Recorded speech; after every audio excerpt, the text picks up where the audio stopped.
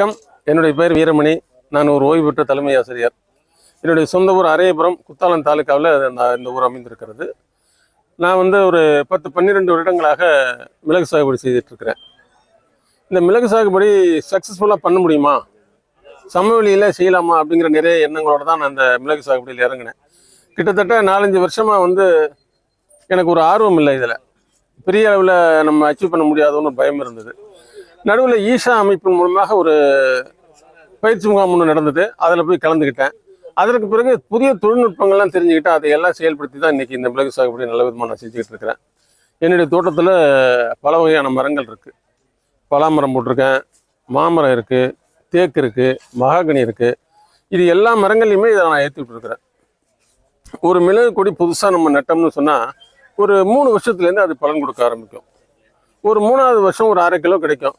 அப்புறம் ஒரு 5 வருஷம் ஆச்சுனாக்கா ஒரு மரத்துலேருந்து ஒரு 2 கிலோ 3 கிலோ கிடைக்கும்.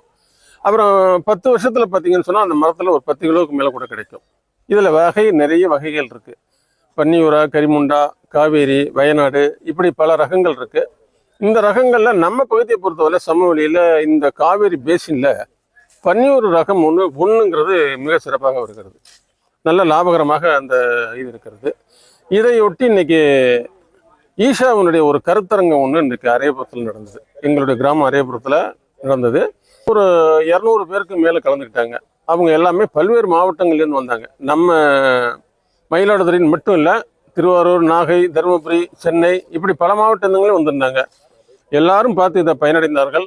அந்த கருத்துக்கள், சயின்டிஸ்டோட கருத்துக்கள், விவசாயிகளோட கருத்துக்கள், இது எல்லாத்தையும் கேட்டுக்கிட்டு என்னுடைய தோட்டத்தையும் அவங்க நேரில் பார்வையிட்டாங்க.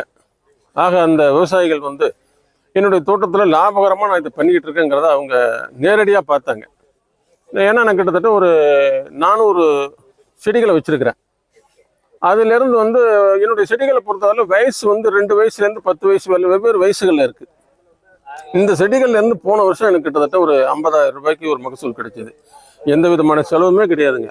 இயற்கையில் தான் நான் பண்ணுறேன். இந்த வருஷம் பார்த்தீங்கன்னாக்கா நல்ல அபரிமிதமான விளைச்சல்.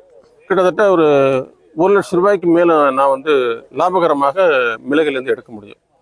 ஆக சமவெளியில் மிளகு சாகுபடி சாத்தியம் அப்படிங்கிறத ஈஷாவினுடைய அமைப்பு, அந்த காவேரி கூக்குரல் என்று சொல்லக்கூடிய அமைப்பு மிக சிறப்பாக செயல்படுத்தி கொண்டிருக்கிறது. ஆக ஒரு வெற்றிகரமான விவசாயிகளாக அனைவரையும் தரம் உயர்த்த வேண்டும் என்ற அந்த ஈஷாவினுடைய எண்ணம் கண்டிப்பாக இந்த கருத்தரங்கம் மூலம் நிறைவேறும் என்று நம்புகின்றேன். நன்றி. என் பேர் சித்ரா. நான் பூந்தோட்டத்துலேருந்து வரேன். நான் மிளகு சாகுபடி பற்றி ஃபேஸ்புக்கில் தான் பார்த்தேன். மயிலாடுதுறை பக்கம் மல்லிகை பக்கத்தில் தான் இந்த மீட்டிங் நடந்துச்சு. ஸோ சார் அதுவும் இல்லாமல் யூடியூப்பில் வீரமணி சார் மிளகு சாகுபடி பற்றி சொல்லிட்டு இருந்தாங்க. ஸோ நம்ம ஏரியாவுக்கு இந்த மிளகு சாகுபடி சரியாக இருக்குமாங்கிற யோசனை தான் கலந்துக்கிட்டு வந்திருந்தேன். ஸோ இது கேரளா இந்த மாதிரி சைடு தான் நடந்துட்டு இருக்கிறதா சொல்லியிருந்தாங்க. அப்புறம் பார்க்கும்போதும் நாங்கள் மீட்டிங்கில் அட்டன் பண்ணும்போது நிறைய விஷயங்கள் சொல்லிட்டு இருந்தாங்க. ஸோ சாரோடைய தோட்டத்தில் பார்க்கும்போது பார்த்தா ஸோ சிம்பிளாக தான் இருக்கும். எப்படி இருக்கோ இல்லையான்னு பார்த்தா ரொம்ப பிரம்மாண்டமாக இருக்குது. சாரோடைய தோட்டத்தில் நிறைய மிளகு நிறைய வந்திருக்கு. ஸோ இந்த மிளகு சாகுபடி எல்லா இடத்துலையும் செய்யலாங்கிறது இது ஒரு ஆதாரமாக இருக்குது.